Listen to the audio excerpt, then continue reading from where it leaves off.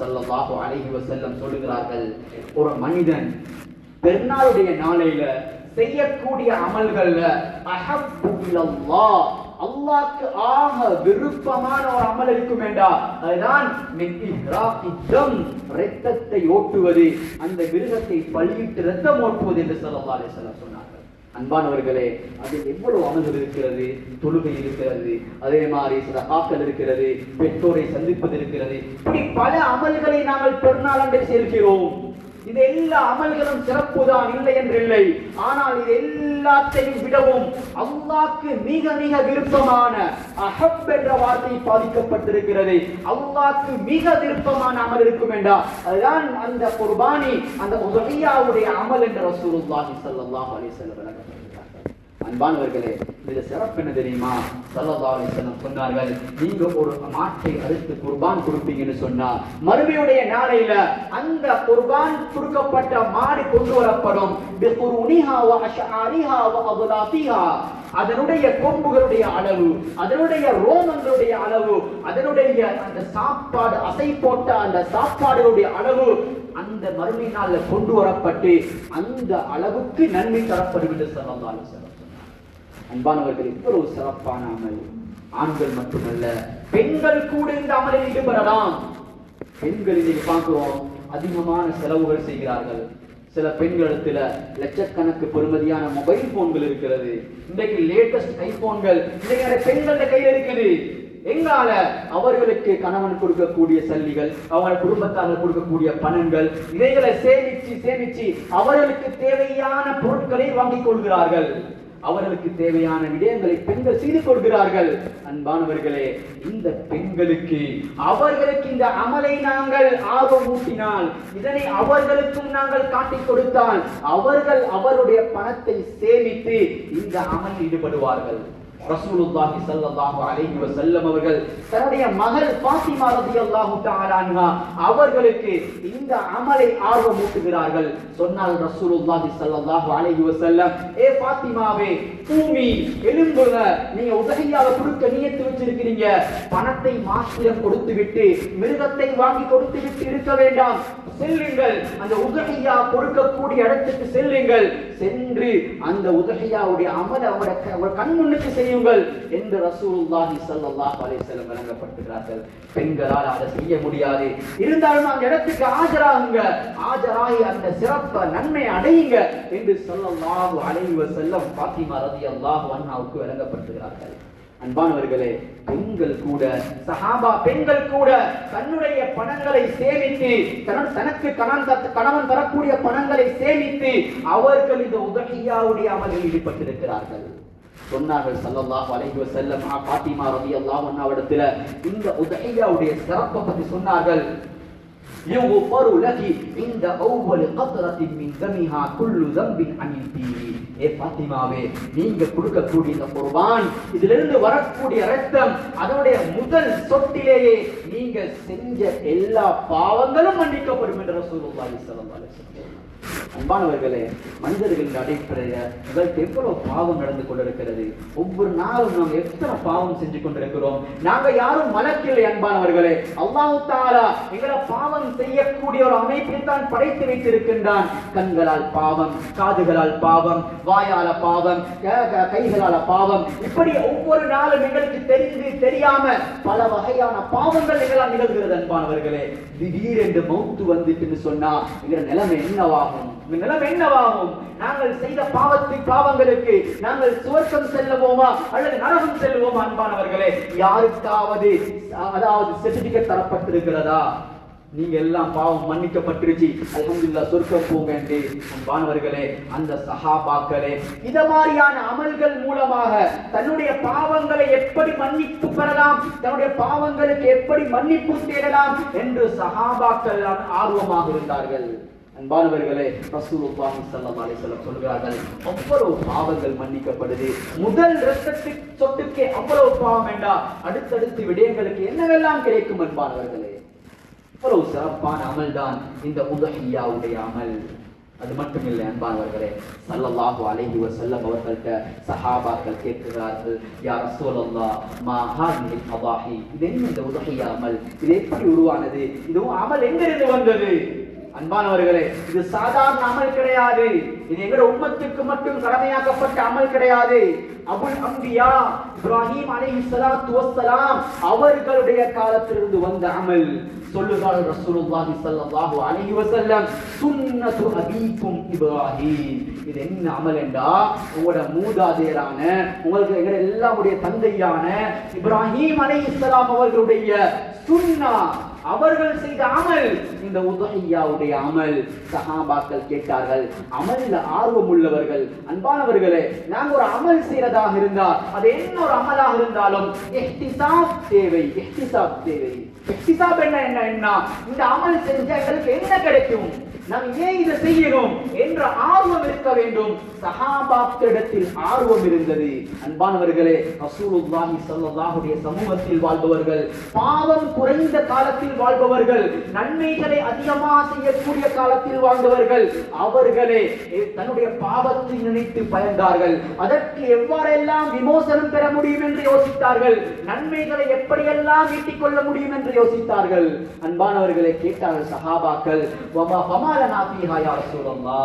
அல்லாஹ்வின் தூதரே, இதால எங்களுக்கு என்ன கிடைக்கும் யா ரசூலல்லாஹ், இந்த உதஹியாவுடைய அமல்ல எங்களுக்கு என்ன கிடைக்கும் யா ரசூலல்லாஹ்? நபி ஸல்லல்லாஹு அலைஹி வஸல்லம் சொன்னார்கள், பிகுல்லி ஷஅரத்தின் ஹஸனா, ஒவ்வொரு முடிக்கும் ஒரு நன்மை என்று சொன்னார்கள்.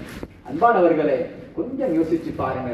ஒரு ஆட்டையோ மாட்டையோ எடுத்து 5 விரலை வச்சு 5 விரலை வச்சு பாருங்க. அந்த 5 விரலை வைக்கிற இடங்கள்ல, எங்கட அந்த உள்ளங்கையை வைக்கிற இடத்துல எத்தனை ரோமங்கள் இருக்கும், எத்தனை முடிகள் இருக்கும், எண்ணி முடிக்க முடியுமா? எத்தனை சொல்ல முடியுமா? 1000 லட்சமா சொல்ல முடியாது. அன்பானவர்களே, அந்த முழு மிருகத்திலே கிடைக்கக்கூடிய நன்மை எவ்வளவாக இருக்கும்? அன்பானவர்களே, ரசூலுல்லாஹி ஸல்லல்லாஹு அலைஹி வஸல்லம் சஹாபாக்களுக்கு விளங்கப்படுத்தினார்கள். அன்பான மேலான பெரியார்கள், சகோதரர்களே, உதஹியாவுடைய அமல்ல நாங்க ஒரு மாட்டை கொடுக்கலாம், ஒரு ஆட்டை கொடுக்கலாம், ஒரு பங்கில் சேரலாம். ஆனால் அன்பானவர்களே, நாங்க யோசிக்கணும், எதில் நன்மை அதிகம். எனக்கு ஒரு மிருகத்தை வாங்கி கொடுக்கிறதுக்குரிய வசதியை அல்லாஹ் தஆலா தந்திருக்கின்றான். இந்த நேரத்தில் நான் ஒரு பங்கில் போய் சேர்வதில்லை, அது முறையில்லை.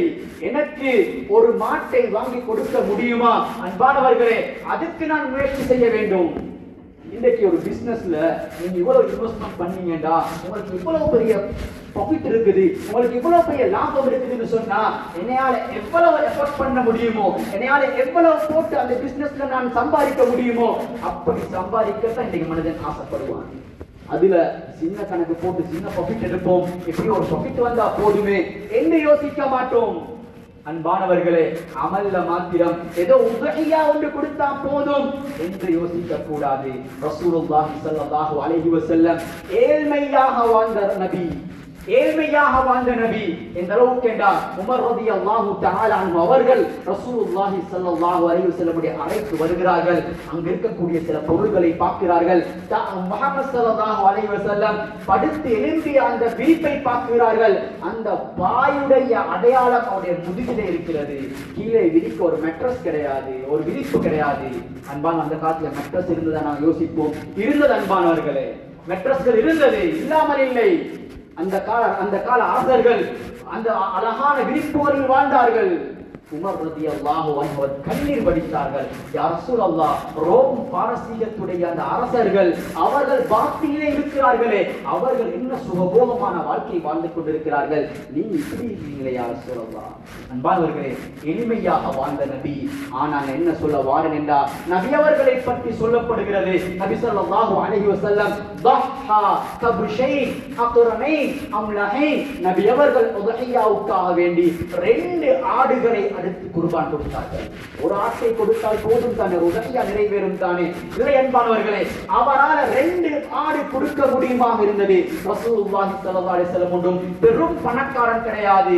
அந்த நேரத்தில் நபி அவர்களுக்கு வசதி இருந்தது. 2 ஆடுகளை கொடுத்தார்கள். அன்பானவர்களே, எங்களுக்கு ஒரு மிருகம், ஒரு மாட்டை வாங்கி கொடுக்க முடியுமா?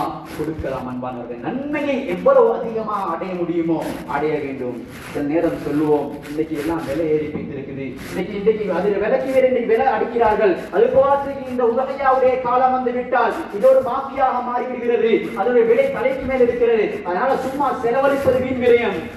அன்பானவர்களே, இன்னைக்கு அமலுக்கு செலவழிக்கிறது வீண் விரயமாக யோசிக்கின்றோம். ஒரு திருமணம் வந்து விட்டால் இன்னைக்கு எங்கட பவரை காட்டுவதற்காக வேண்டி, நான் ஒரு சல்லிக்காரன் காட்டுறதுக்காக வேண்டி எவ்வளவு வீண் விரயமான செலவுகள், எவ்வளவு ஆடம்பரமான உணவுகள், சாப்பாடுகள், கல்யாணங்கள், கொண்டாட்டங்கள். அன்பானவர்களே, அதுக்கெல்லாம் செலவழிக்க எங்களுக்கு வசதி இருக்குது. ஆனா ஒரு அமலுக்காக வேண்டி எங்களுக்கு செலவழிக்கிறதுக்கு யோசிக்க வேண்டியதாக இருக்கிறது.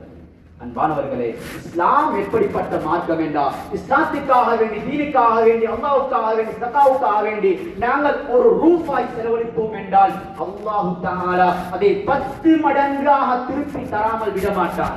நம்பிக்கை வேண்டும் அன்பானவர்களே. நான் இன்று 3-4 லட்சம் செலவழித்து ஒரு மாட்டை வாங்குகின்றேனா, அல்லாஹ் எனக்கு 30 லட்சமாக அதை ஆக்கி தராமல் விடமாட்டான். அன்பானவர்களே, ஈமான் நம்பிக்கை வேண்டும், ஈமான் நம்பிக்கை வேண்டும். அன்பானவர்களே, அல்லாஹ் எனக்கு வசதி தந்திருக்கின்றானா, நான் அதில் சேருவேன். அன்பானவர்களே, உதஹியாவுடைய அமல் மிக முக்கியமான அமல். இந்த அமலில் நாம் செய்ய வேண்டிய விடயங்கள், இந்த அமலை எப்படி செய்ய வேண்டும் அன்பானவர்களே? முதலாவதாக எங்களுடைய நியத்துகள் சரிவர வேண்டும், நியத்துகள் ஒழுங்காக இருக்க வேண்டும். அல்லாஹ் குர்ஆனிலே சொல்லுகிறான், லை யனால அல்லாஹ லுஹூமுஹா வலா திமாஉஹா வலாகி யனாலுஹு தக்வா மின்கும். அல்லாஹ்வை வந்து நீங்கள் கொடுக்கக்கூடிய இந்த மாமிசங்களோ, இந்த இரத்தங்களோ வந்து சேராது, அல்லாஹ்ட்ட வராது. அது மக்களுக்கும் உங்களுக்கும் தான். ஆனா அல்லாஹ்ட்ட வரப்போறது என்ன? வலாகின் யனாலுஹு தக்வா மின்கும். அல்லாஹ்ட்ட வந்து சேர போறது உங்களோட உள்ளத்துல உள்ள தக்வா மாத்திரம்தான். நான் ஏன் குர்பான் கொடுக்கின்றேன்? சிலவங்க இன்னைக்கு சில ஏரியாக்கள்ல, உங்க ஏரியால எப்படியோ தெரியாது, சில ஏரியாக்கள்ல அவரு இத்தனை கிலோ மாடு எடுத்திருக்கிறாருண்டா, நான் அதுக்கு ரெஸ்பூட் எடுக்கணும். அவர் இத்தனை ராத்தல் மாடு எடுத்திருக்கிறாரு, ஏண்ட வசதிக்கு, ஏண்ட பவருக்கு, ஏண்ட நிலைமைக்கு நான் இப்படி எடுத்தா அது நோண்டி. அன்பானவர்களே, ஏட்டுக்கு போட்டியாக மக்களுக்கு காட்டுறதுக்காக இன்னைக்கு உதவியாக்கள் சில இடங்கள்ல கொடுக்கப்படுகிறது. அன்பானவர்கள், இது நோக்கம் அல்ல. இப்படி கொடுப்பீங்கன்னு சொன்னால் நீங்கள் கொடுக்கக்கூடிய பணம் அது வீண் விரயம், அது இந்த உலகத்திலேயே பேசிவிடும். அல்லாஹ்விடத்தில் உங்களுக்கு எந்த நன்மையும் எதிர்பார்க்க முடியாது. அன்பானவர்களே, கொடுக்கிறது அல்லாஹ்வுக்காக வேண்டி மாத்திரம்தான். அல்லாஹ்வுக்காக வேண்டி நீங்கள் கஷ்டப்பட்டு, நீங்கள் பாடுபட்ட சம்பாதித்த சல்லியை நீங்கள் கொடுக்கின்றீர்கள் என்றால் அந்த உதவியா மூலமாக நீங்கள் பெரிய நன்மையை அடையலாம், பெரிய நன்மை அடையலாம். உங்களுடைய பெரிய நியத்துகள் நிறைவேறும், உங்களுடைய பெரிய கஷ்டம் இல்லாமல் போகும், உங்களுடைய பெரிய துன்பங்கள் இல்லாமல் போகும். அல்லாஹ் தஆலாவுடைய தொழில்களில், வாழ்க்கையில் அல்லாஹ் இதன் மூலமாக பரக்கத்தை ஏற்படுத்துவார். அன்பானவர்களே, முதலாவது விடயம் இஹ்லாஸ். அல்லாஹ்வுக்காக வேண்டி செய்ய வேண்டும், அல்லாஹ்வுக்காக வேண்டி. வேற யாரும் எங்களுக்கு தேவையில்லை, வேற எதுவும் எங்களுக்கு தேவையில்லை, பேரோ புகழோ எதுவுமே எங்களுக்கு தேவையில்லை.